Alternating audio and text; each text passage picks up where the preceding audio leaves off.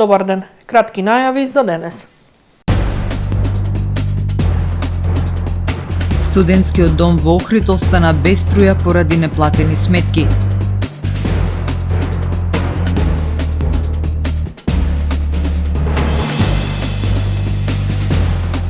Водата од градскиот водовод во Струга е забранета за секаква употреба.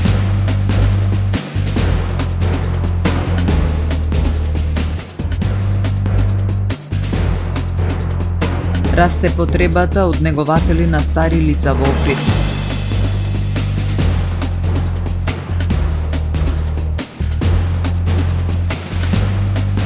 Македонската делегација во седиштето на УНЕСКО ги презентира заложбите за зачувување на Охридскиот регион.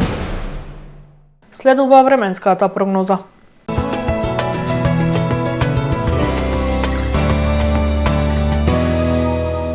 Во Охрид денеска имавме променливо облачно време со услови за повремени врнежи од дожд, дуваше слаб до умерен ветер од југоисточен правец.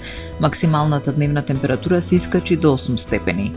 Утре во Охрид времето ќе биде претежно облачно со услови за повремен дожд, утринската температура од 4 степени додека максималната дневна до 10 степени. Ќе дува умерен ветер од јужен правец.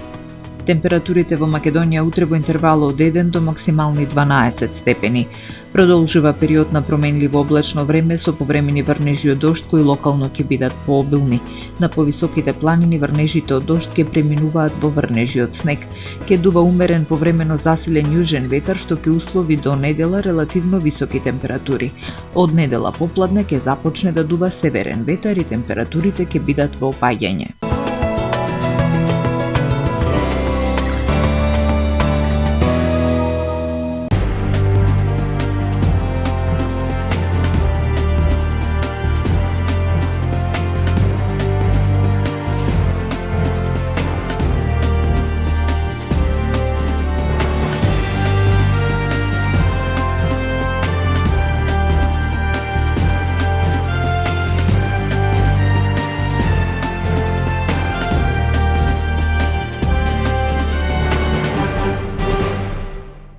Втор ден без струја во студентскиот дом Никола Карев во Охрид.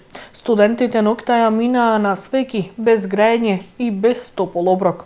Домот должи 1.700.000 денари за електрична енергија, а приходите не ги покриваат ни основните трошоци.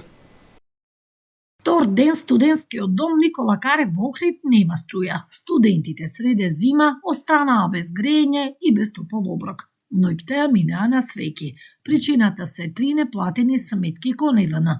Домот должи 1.700.000 денари. Директорот вели немаат доволно приходи. Намален е бројот на студенти, а партиципацијата е мала, само 3.895 денари за сместување и 2 оброци. Имаме мал број на студенти, односно партиципацијата која што влегува на нашата сметка и од страна на Министерство за образование и наука и од страна на студентите кои што ја плаќаат, некаде се околу 730.000 денари. И дали од тие средства ние можеме да исплатиме и плата и режиски трошоци, храна, тековно одржување. Студентите велат немаат услови да учат, а покрај нив во домот функционира и народната кујна. Социјално загрозените 40 на семејства на број. Втор ден се насува храна. Вчера беше доста ладно. Не може ни да се учи, исто така и храна немаме. Палевме свеќи за да се стоплиме и да се видиме кај сме. Пошто ептен е темно. И нема грејење, ништо, ни јадење нема. И много е ладно, за срамота е дури. Денеска нема струја, ни дадоа конзерви со паштета. Според најавите, денес се очекува итна одлука од владата за подмирување на долговите и вклучување на струјата. Според Министерката за образование, 4 студентски домови во земјава се во слична ситуација. Едно од решенијата на проблемот е промена на методологијата на финансирање на студентските домови. Водата од градскиот водовод во Струга е забранета за секаква употреба. Од Центарот за јавно здравје Охрид нагласуваат граѓаните да не пијат вода од градскиот водовод, ниту да ја користат за готвење и одржување лична хигиена. Проблемот се појавил во неделата попладне, кога од чешмите почнало да тече заматена вода. Од Центарот за јавно здравје излегле на терен и биле земени мостри. Анализите покажале висока обоеност и замандетеност на примероците со параметри и до 20 пати над дозволените 1,5%. Според доктор Лидија Симоновска, специјалист по хигиена и здравствена екологија во Центарот за јавно здравје Охрид, која лично направила мониторинг на состојбата, водата во изворот шумот каде се снабдува водоводовод на градот била каллива. Мострите на вода од мерните места низ градот покажале обоеност и висока матност и таа е здравствено неисправна. Доктор Симоновска посочува дека ситуацијата ќе се следи со повторно земање примероци и анализи, но смета дека истата е сериозна и дека општината одредено време ќе остане без вода. Од јавното претпријатие за водовод и канализација Струга во 2 наврати ги известија граѓаните преку објава на социјалните мрежи дека водата во градот и околината не е чиста и дека до наредното известување не треба да се користи за пиење или други потреби, но без објаснување за причината за заманетеноста. Македонската делегација во седиштето на УНЕСКО ги презентира заложбите за зачувување на статусот на Охридскиот регион. Во рамки на работната посета во Париз, градоначалникот на Охрид Кирил Пецаков и градоначалникот на Струга Менди Кира остварија средба со Ернесто Отоне, помошник генерален директор на УНЕСКО за култура, како и со највисоките представници на организацијата. На состанокот присуствува и другите представници на владината делегација во Париз, со што беше потврдена заедничката институционална посветеност кон прашањето за статусот на Охридскиот регион. На средбата се разговараше за заштитата на Охридскиот регион како заеднички интерес и заедничка одговорност на сите засегнати страни. Соговорниците се согласија дека предизвици постоеле и ќе постојат и во иднина, но дека преку партнерство, диалог и координиран пристап можат да се надминат. Посебен акцент беше ставен на прашањата поврзани со урбанизмот во Охридскиот регион како еден од клучните аспекти за негов одржлив развој. Во таа насока беше истакнато дека соработката меѓу Струга и Охрид е од суштинско значење, имајќи предвид дека станува збор за заедничко природно и културно наследство кое ги надминува административните граници, напиша во објава на Facebook градоначалникот на Струга. Градоначалникот Кира истакнал дека за општина Струга представува честно и сериозна обврска да биде дел од УНЕСКО, воедно нагласил дека туризмот има особено значење за Струга, но дека неговиот развој мора да биде усогласен со принципите на заштита и одржлив развој.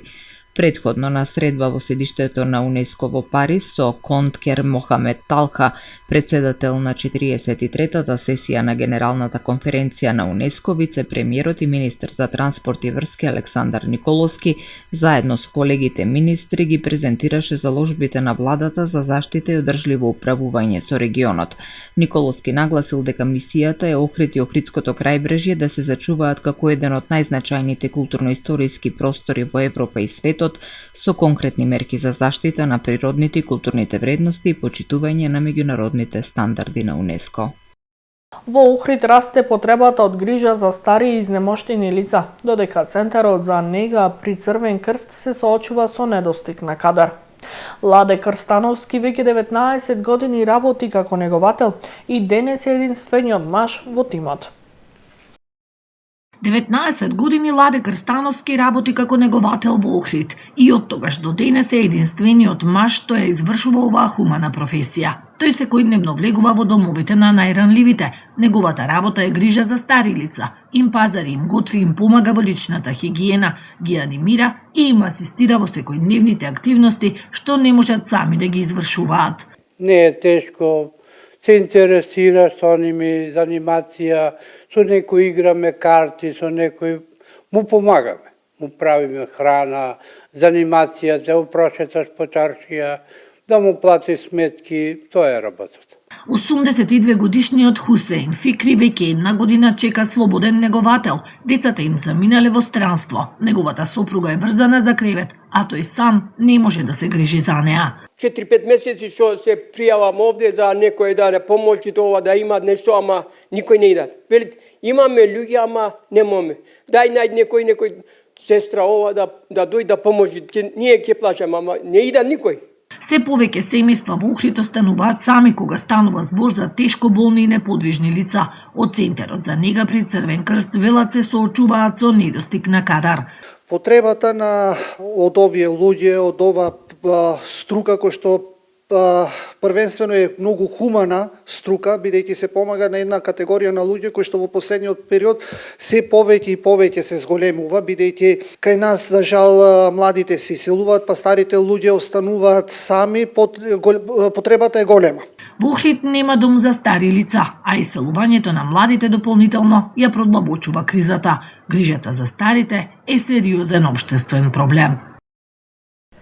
На 11 февруари се одбележува меѓународниот ден на жените и девојките во науката, воспоставен од Обединетите нации со цел промоција на редовната еднаквост и целосно учество на жените во науката, технологијата и иновациите.